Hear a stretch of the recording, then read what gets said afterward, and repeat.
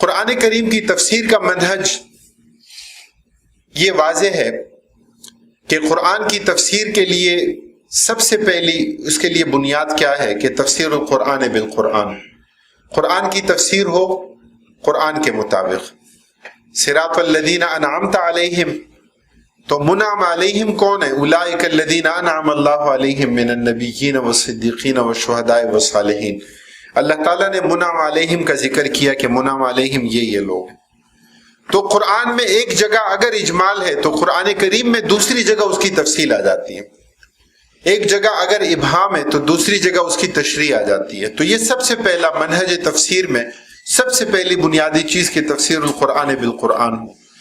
اس کے بعد تفسیر القرآن بالسنت المأثورہ، آپ صلی اللہ علیہ وسلم پر قرآن نازل ہوا، آپ قرآن کی تشریح، آپ خود قرآن کے شارح، آپ قرآن کے مفسر، قرآن کریم میں حکم ہے، آپ صلی اللہ علیہ وسلم نے اس کی تعمیل کی۔ قرآن کریم میں نماز کا پورا طریقہ نہیں ہے، نماز کی پوری حیت نیت سے لے کر سلام پھیرنے تک آپ صلی اللہ علیہ وسلم بجا طور پر یہ فرما سکتے ہیں کہ صلو کما رأیتمونی اصلی، کہ مجھے دیکھو جس طرح میں نماز پڑھتا ہوں، یہ نماز پڑھنے کا طریقہ ہے۔ قرآن میں زکوٰۃ کی ادائیگی کا حکم ہے، لیکن قرآن کریم میں اس کا نصاب بیان نہیں کیا گیا کہ اموال میں نصاب کیا ہوگا اور مویشیوں میں نصاب کیا ہوگا اور سونے اور چاندی میں کیا ہوگا اور دیگر چیزوں میں کیا ہوگا۔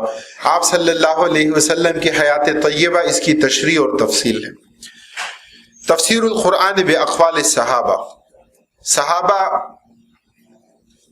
رضوان اللہ علیہ مجمعین وہ طبقہ کہ جنہوں نے براہ راست نبی اکرم صلی اللہ علیہ وسلم سے علم حاصل کیا، اختارہم اللہ لصحبت نبیہ ولاقامت دینی، کہ جنہیں اللہ تعالیٰ نے اپنے نبی کی صحبت کے لیے چن لیا تھا، دین کی اقامت کے لیے ان کو چن لیا تھا۔ ہم جرح اور تعدیل میں اور علوم الحدیث پڑھتے وقت اس بات کو ذکر کرتے ہیں کہ اگر کوئی راوی مجہول ہو تو وہ روایت قبول نہیں ہوتی، وہ متصل شمار نہیں ہوتی اگر کوئی راوی مجہول ہو، خواہ وہ مجہول الحال ہو یا مجہول العین ہو، یعنی پتہ ہی نہ ہو کہ کون ہے، یا شخص کا نام معلوم ہو لیکن اس کے اوصاف معلوم نہ ہو کہ اس کا ضبط کیسا تھا، اس کی عدالت کیسی تھی۔ صحابہ کا طبقہ وہ طبقہ ہے کہ اگر کسی صحابی کے بارے میں پتہ نہ چلے، صرف اتنی بات ثابت ہو جائے کہ یہاں ایک راوی وہ صحابی ہے، پہلا طبقہ، تو صحابی کا مجہول ہونا حدیث کی سند کو نقصان نہیں پہنچاتا۔ آپ دیکھیے کمال اعتماد کی صورت یہ ہے، صرف اتنی بات ثابت ہو جائے کہ وعن رجل من الصحابہ، کہ صحابہ میں سے ایک فرد سے یہ روایت ہے،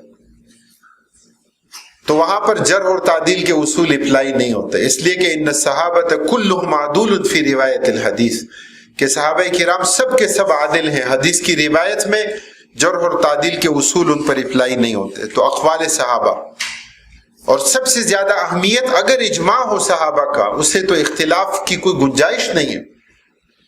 اور اس کے بعد تفسیر القرآن باقوال التابعین، تابعین کے اقوال، چونکہ تابعین وہ ہیں جو صحابہ سے اخذ کرنے والے ہیں، اور بالخصوص بعض تابعین وہ ہیں کہ جنہوں نے ترجمان القرآن کا لقب پایا، جیسے حضرت مجاہد، حضرت قتادہ، حضرت اکرمہ۔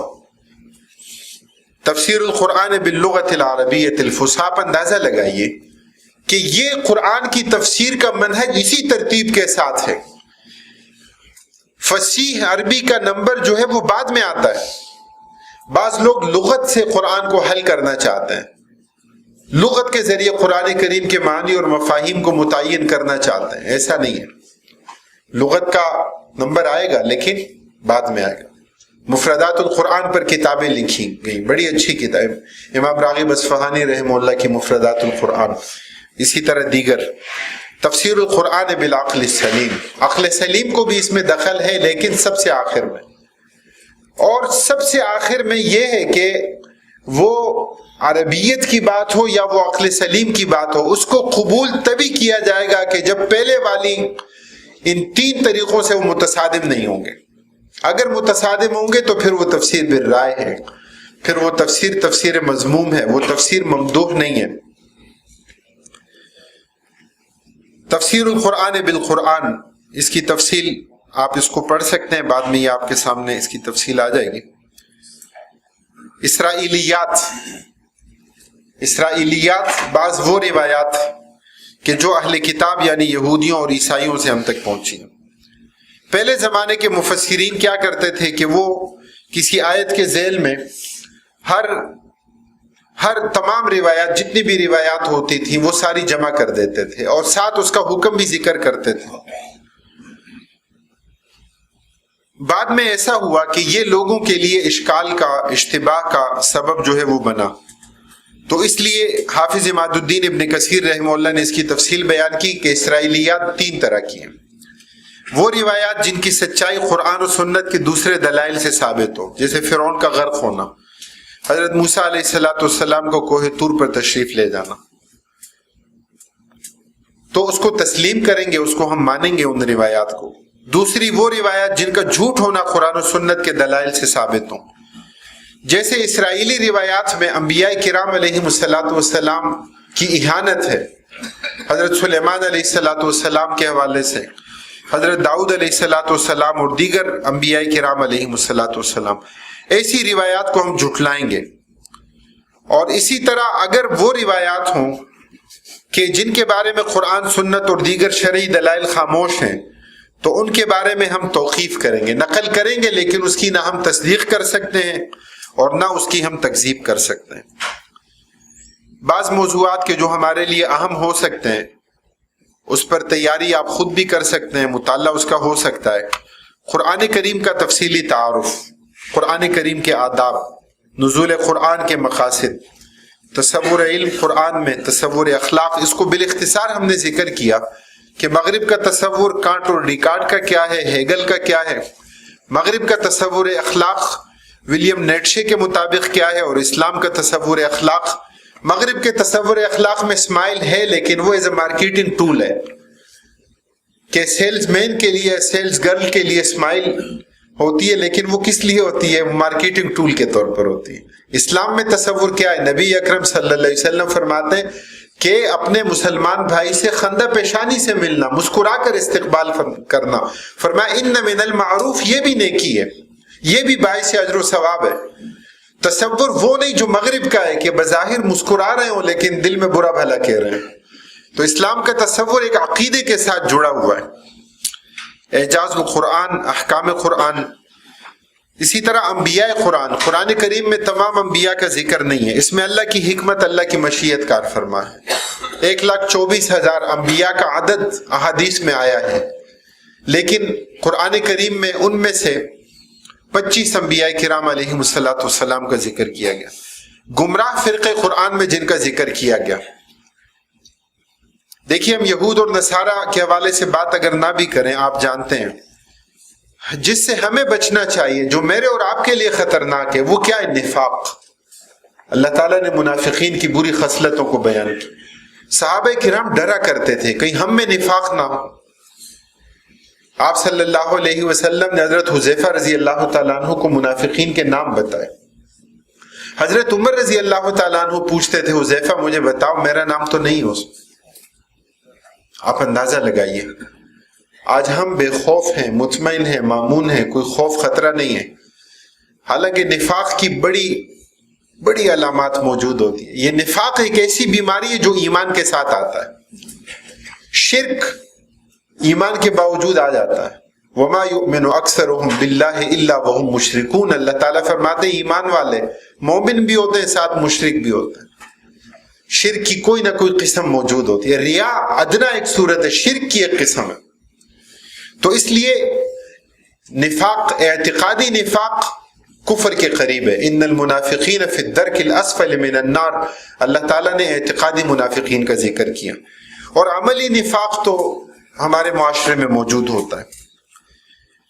تربیت، تزکیہ، تقوی، حقوق کی ادائیگی، اسی طرح عقائد قرآن میں، قرآن کریم میں جو واقعات بیان کیے گئے، اور آخر میں ریاست اور سیاست قرآن میں۔ اس کے بعد یہ ایک چارٹ ہے، یہ آپ کو یہ مل جائے گا پرنٹ آؤٹ بھی، اور اگر کوئی یہ سلائیڈ جو ہیں یہ لینا چاہیں، اس میں جو مختلف ادوار ہیں نبی اکرم صلی اللہ علیہ وسلم کے زمانی ترتیب سے، اور ان میں جن صورتوں کا نزول ہے، جن احکام کا، تو وہ اس چارٹ کے اندر موجود ہے۔ آخری بات، قرآن کریم کا نزول نبی اکرم صلی اللہ علیہ وسلم سے کہا گیا کہ یہ قرآن نازل کیا کیوں؟ لِتُبَيِّنَهُ لِلنَّاسِ، یہ بھی کہا گیا قرآن تبیین کے لیے آیا ہے، لیکن ساتھ یہ بھی کہا ہے لِتَحْكُمَ بَيْنَ النَّاسِ بِمَا أَرَاكَ اللَّهُ، تاکہ آپ فیصلہ کریں۔ آپ صلی اللہ علیہ وسلم کی مختلف صفات ہیں، لیکن آپ کی وہ صفت کہ جو آپ کی تمام صفات کا احاطہ کرتی ہے وہاں لکھی ہے۔ هو الذي ارسل رسوله بالهدى ودين الحق ليظهره على الدين كله ولو كره المشركون، آپ اس دین کو غالب کرنے کے لیے آئے۔ دین کا غلبہ وہ آپ صلی اللہ علیہ وسلم کی صفات کا مرکز اور محور ہے کہ جس کی اتنی اہمیت ہے کہ آپ صلی اللہ علیہ وسلم کی رحلت ہوئی، آپ کے جسد اطہر کی تدفین اس وقت تک نہیں ہوئی جب تک نئے خلیفہ کے ہاتھ پر بیعت نہیں ہوئی۔ آپ اس سے اندازہ لگائیے کہ نظام خلافت، اللہ کی زمین پر اللہ کے نظام کو نافذ کرنا، حاکمیت الہیہ کا قیام، خلافت علی منہاج النبوہ، مختلف نام ہو سکتے لیکن تعبیر ایک ہی ہے، اور وہ کیا ہے؟ اللہ کی زمین پر اللہ کے نظام کو نافذ کرنا۔ قرآن کا نزول اس لیے ہوا ہے، یہ باطل کے ساتھ، طاغوت کے ساتھ کمپرومائز کرنے والی کتاب نہیں ہے۔ یہ کچھ لو اور کچھ دو کی بنیاد پر اس بات کو نہیں مانتی کہ آپ صرف اپنی انفرادی زندگی میں قرآن کو مان لو، اجتماعیت میں روم کے قوانین کو مان لو، عقیدے میں کسی اور کو تسلیم کرو، نظام اخلاق کسی اور سے لے لو۔ نہیں، ادخلوا فی السلم کافہ، دین میں پورے کے پورے داخل ہو جاؤ۔ یہ دین کا پیغام ہے، یہ اس قرآن کریم کے نزول کا مقصد ہے، اور یہ نبی اکرم صلی اللہ علیہ وسلم کی سیرت کا ہمارے لیے مرکز، محور اور خلاصہ ہے۔ اللہ تعالی ہمیں اس کو سمجھنے اور اس پر عمل کرنے کی توفیق نصیب فرمائے۔